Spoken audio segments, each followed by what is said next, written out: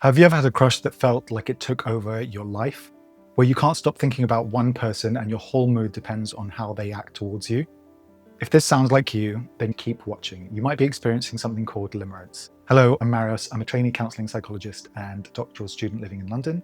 And on this channel, we talk about psychology, relationships, and anything I think you might find interesting or useful. Today, we're looking at the 13 signs of limerence, which is a strong infatuation, is another way to say it.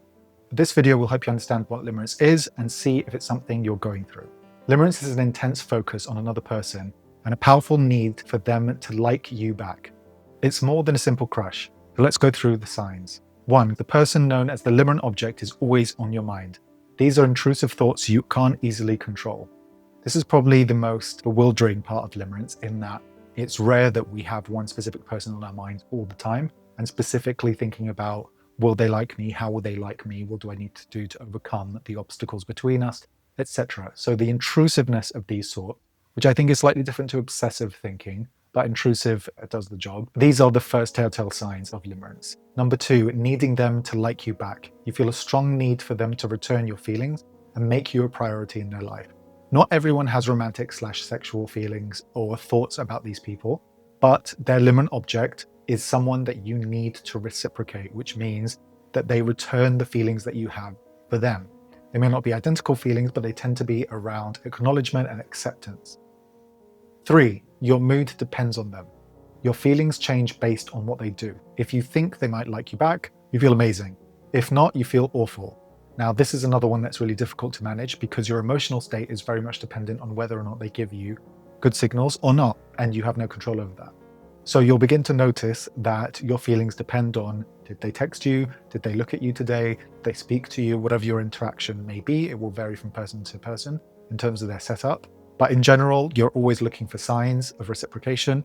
And when those go well, you're very happy. And when it doesn't, you feel awful. Number 4, it's only about one person. You can only feel limerent towards one person at a time. This is pretty set in stone. You can kind of be going out of one and going into another, so transitioning from one person to another. But when you're in fully fledged limerence, you cannot have these feelings towards more than one person, which you might define as one of the distinctive characteristics of limerence versus a crush, although there's a lot more to talk about there. Number 5 is daydreaming gives you relief. You might spend a lot of your time in your head, imagining situations where they return your feelings.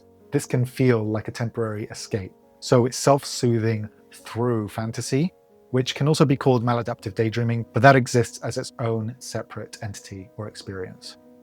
Number 6, you're scared of rejection. You feel very nervous, shy around them because you're afraid they'll reject you. Fear of rejection is a huge element of limerence because everything is about overcoming obstacles and receiving reciprocation.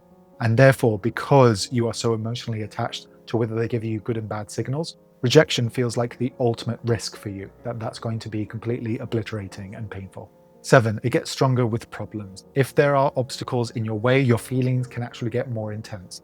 And if you mix this with this whole fantasizing element, there's a lot of things that you might need to overcome in order to get reciprocation from this person. Maybe you have to bump into them and look a certain way, or achieve something so that they'll notice you. Whatever it is, it's in service of getting them to reciprocate and pay attention to you and see you as valuable.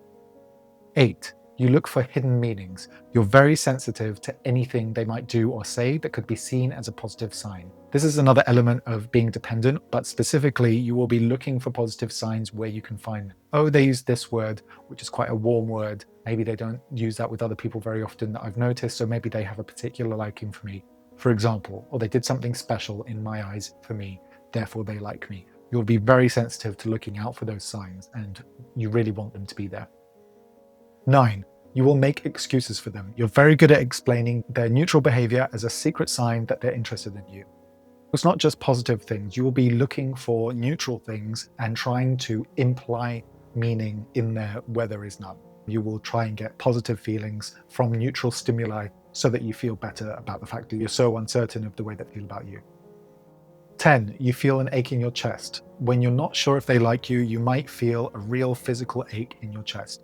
Not everyone reports this, and it really depends on how much exposure you have to this person.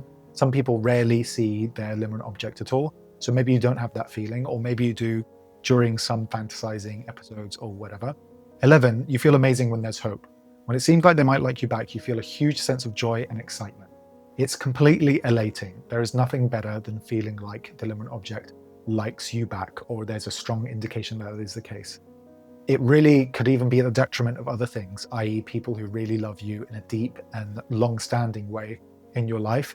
You'll think of the limerent object's reciprocation as way more important than the other people in your life, unfortunately. They've become your main focus. Your feelings are so strong that other important feelings in your life seem less interesting. As I just alluded to, other things, your work, whatever you're studying, other people, friends, family, everything is grey in comparison to the limerent object. This is a strong sign of limerence.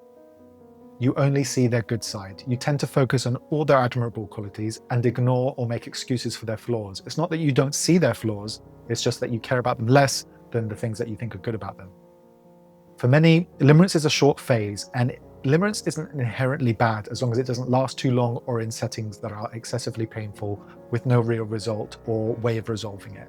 A lot of people get stuck in it though, so that's where they might need more help. But if it goes on for a long time and it affects your daily life, it can become a problem, causing stress and anxiety. If you need help with limerence, I do coaching for people who are experiencing it. Look in the description box below.